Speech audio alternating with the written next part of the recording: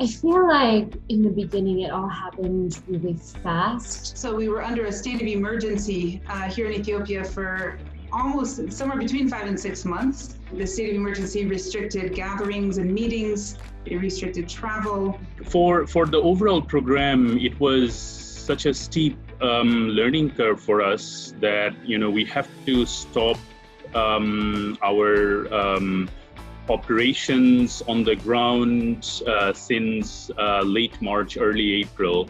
We had the Ministry of Health come and train our staff on, washing hands, the proper mask wearing, social distancing, and then we had them accompany us to villages to do training with the communities that we were working with. We also had to utilize a lot of our stakeholder information, that how do we keep them in close touch with us. And oftentimes, I think that's where most of the innovation took place, that now that our staffs are not on the ground, how can our local partners and our key allies can still progress the job. In 2 weeks' time, we went from keep yourself safe to these very rapidly increasing lockdowns. But work didn't stop. We didn't stop operations because, again, we work in agriculture and we cannot take the risk of compounding this potential health crisis within a food crisis.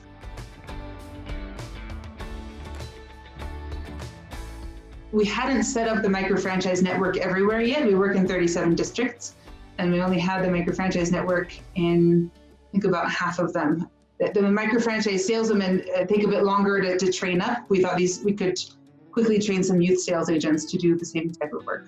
So it was kind of 3 separate vouchers all attached to each other that were handed to the household at once, but with different expiration dates, and then they redeemed one per month. And then we signed an agreement with the big supplier here in Addis, and then the purchase orders with all the wholesalers in the different areas for the supply of this soap. There was a lot of messaging as well on hand washing. When we distributed the vouchers, we also distributed flyers on, in local languages on COVID with pictures, etc.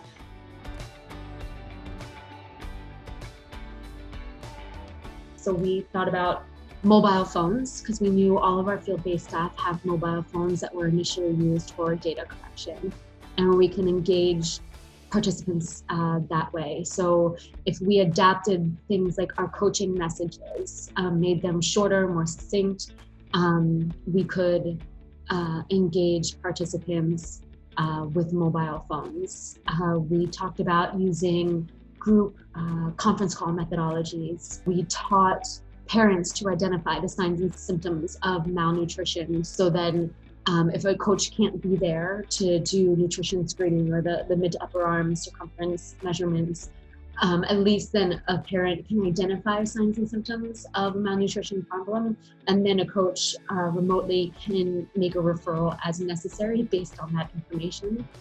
We modified our village savings and loans associations by breaking up groups of 25 into small groups and having them meet in groups of 5, and making sure everybody had their personal protective equipment like masks, hand sanitizers, soap, water, and sat at 2 meters apart, and had people come at staggered times so that people could continue saving.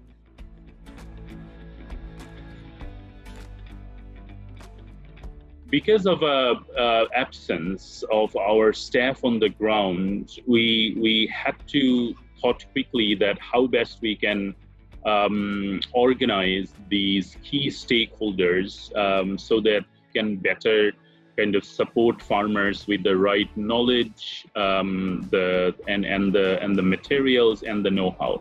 So when we have started to reach with all these LSPs or livestock service providers, we found that a significant percent of them are already present in the social media, and we utilize their presence in terms of offering the first layer of training, kind of a TOT. We develop a lot of supporting video and other materials so they can benefit from them. And these LSPs, based on the guidelines and others, they gave more of a one-to-one capacity building to new fodder entrepreneurs. These LSPs were able to share those information with us on the social platform as well. And that was the backbone of our monitoring evaluation. Because of the crisis, I think we have also been adopted to a new monitoring and evaluation sort of strategy, that how best you use your field resources and community partners, how these partners can still give you the information in terms of program outreach and results.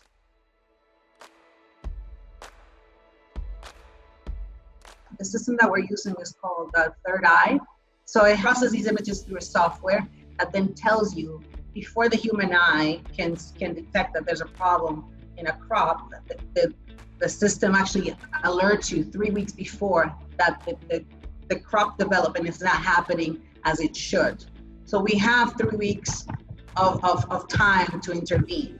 This sort of fed some of the community radio programming that we did in that time frame. We designed a whole radio curricula to accompany the information from the drones, and to also just make sure that we were getting the word out there of what was happening, not only with the crops, but also the importance of eating well to make sure that we were strong to combat this virus should there be an incident where anybody got sick at the village level.